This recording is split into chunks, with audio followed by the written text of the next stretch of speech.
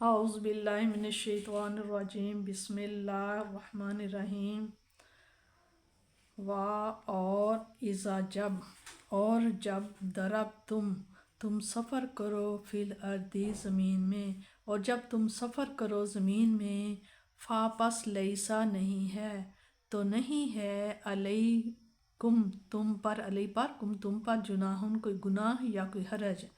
اور جب تم سفر کرو زمین میں تو نہیں ہے تم پر کوئی گناہ ان کے تک سورو کہ تم قصر کرو، کہ تم نماز کو قصر کرو، من الصلاۃ نماز میں، کہ نماز تم قصر یعنی کہ کم کر لو، چھوٹی کر لو۔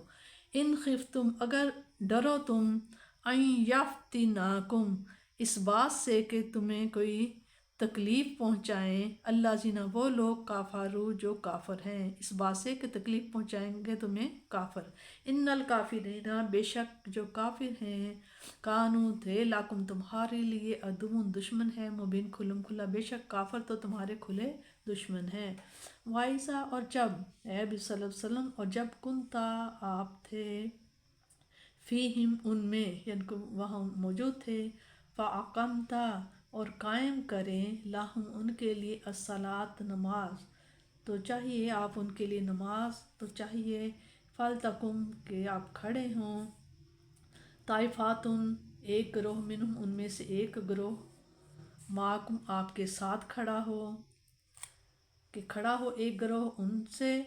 آپ کے ساتھ، ولیأخذوا اور وہ پکڑ لے یا حاصل کرے اسلحتکم اپنا اسلحہ ہتھیار وغیرہ،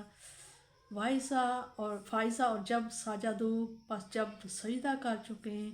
فلیکونوا پس وہ ہو جائیں، من ورائکم تمہارے پیچھے،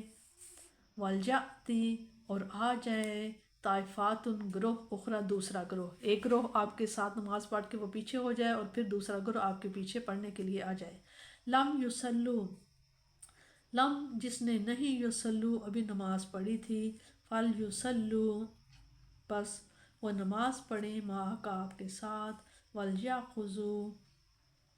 اور لے لیں پکڑ لیں، حذرہم اپنے ہتھیاروں کو، اپنے سامان کو، واسلحتکم اپنے ہتھیار اسلحہ وغیرہ۔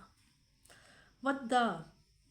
تمنا کریں گے، آرزو کریں گے، وہ چاہیں گے، اللہ زینا وہ لوگ کافرو جو کافر ہیں، لو کہ تغفلون کہ تم غافل ہو جاؤ، ان اسلحتکم اپنے اسلحے سے غافل ہو جاؤ، وامتعاتکم اور اپنے ساز و سامان سے، فیملون تو وہ ٹوٹ پڑیں، علیکم تم پر، میلۃ واحدۃ ایک ہی بار، میلۃ بار، واحدۃ ایک ہی بار، یک باری میں وہ آپ پر ٹوٹ پڑیں حملہ کے لیے۔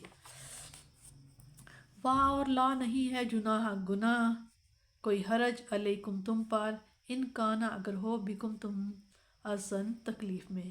اور کوئی حرج نہیں تمہیں پر کہ کوئی تمہیں تکلیف ہو، من ماترین بارش کی وجہ سے، او یا کنتم تم ہو مردہ، یا کہ تم کوئی بیماری وغیرہ ہے، ان تداؤ تو اتار دو، اسلحتکم اپنے اسلحہ یا ہتھیاروں کو اتار دو، وحذروا اور ہو جاؤ، حسرکم تم ہوشیار، یعنی کہ تم دشمن کی نقل و حرکت سے ہوشیار ہو۔ ان اللہ بھی اللہ تعالیٰ اعد تیار کر رکھی ہے، للکافرین کافروں کے لیے، عذاب مہینہ رسوا کن عذاب۔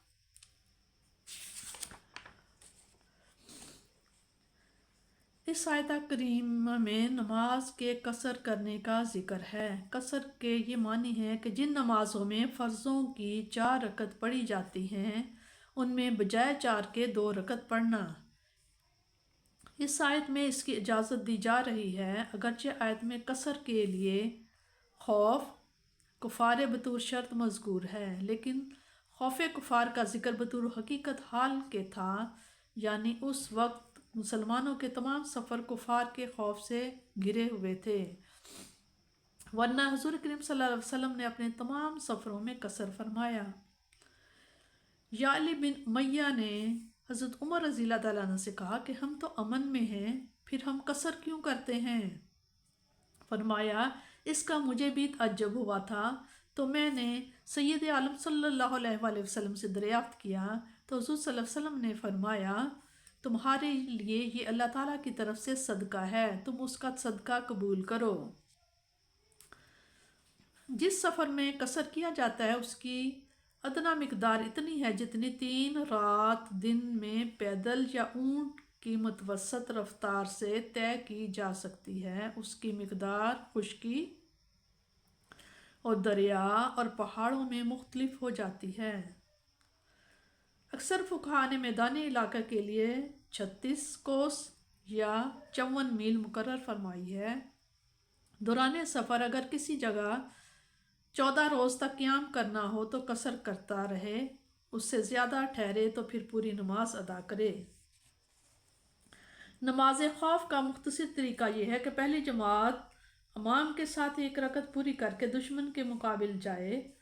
اور دوسری جماعت جو دشمن کے مقابل کھڑی تھی وہ اگر امام کے ساتھ دوسری رکعت پڑھے تو فقط امام سلام پھیرے، اور پہلی جماعت آ کر دوسری رکعت بغیر قرات کے پڑھے اور سلام پھیر دے اور دشمن کے مقابل چلی جائے۔ پھر دوسری جماعت اپنی جگہ آ کر 1 رکعت جو باقی رہی تھی اس کو قرات کے ساتھ پورا کر کے سلام پھیرے، کیونکہ یہ لوگ مسبوق ہیں اور پہلی لاحق۔ حضرت ابن مسعود رضی اللہ سے سید عالم صلی اللہ علیہ وسلم کا اس طرح نماز خوف ادا فرمانا مروی ہے۔ حضور صلی اللہ علیہ وسلم کے بعد بھی صحابہ نماز خوف پڑھتے رہے ہیں۔ حالت خوف میں دشمن کے مقابل اس اہتمام سے نماز ادا کرنے سے معلوم ہوتا ہے کہ جماعت کس قدر ضروری ہے۔ اس وقت ضروری ہے جب ساری فوج ایک ہی امام کی اقتدار میں نماز ادا کرنا چاہتی ہو، جیسے عہد رسالت بنا صلی اللہ علیہ وسلم میں، اور جہاں ایسا نہ ہو اور لوگ الگ الگ اماموں کے پیچھے نماز ادا کرنے پر معترض نہ ہوں تو پھر ایک جماعت اپنے امام کے پیچھے پوری نماز ادا کر لے اور دوسری جماعت دشمن کے مقابل ڈٹی رہے۔ جب پہلی جماعت فارغ ہو کر مورچے سنبھال لے تو پھر دوسری جماعت آ کر اپنے امام کی اقتدار میں نماز ادا کرے۔ نیز یہ حکم اس وقت ہے جب صفیں تو آراستہ ہوں اور لڑائی شروع نہ ہوئی ہو۔ اگر معرکہ جنگ جاری ہے اور مسلمان دشمنوں سے گتھم گتھا ہو چکے ہیں تو اس وقت جماعت کا اہتمام ضروری نہیں، جیسے بن آئے خواہ فقط اشاروں سے ہی نماز ادا کر لیں، اور اگر اتنی بھی فرصت نہ ہو تو بے شک اس وقت نماز کو ملتوی کر دیں، اور جب فراغت ہو تو ادا کریں، جیسے غزوہ خندق کے روز حضور صلی اللہ علیہ وآلہ وسلم نے 4 نمازیں بعد میں ادا فرمائی تھیں۔